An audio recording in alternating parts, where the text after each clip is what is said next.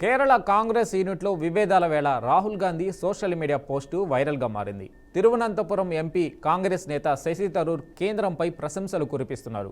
దీంతో కాంగ్రెస్లో అంతర్గత విభేదాలు వచ్చాయన్న ఊహాగానాలకు రాహుల్ గాంధీ చెక్ పెట్టారు. అంతా ఒకటిగా నిలిచాం, యునైటెడ్ అని అర్థం వచ్చేలా సోషల్ మీడియాలో పోస్టు పెట్టారు. ఫిబ్రవరి 28న ఢిల్లీలో కాంగ్రెస్ నేతల భేటీ తర్వాత కేరళ కాంగ్రెస్ నాయకుల మీడియా సమావేశం నుండి ఒక చిత్రాన్ని ఆయన పోస్టు చేశారు.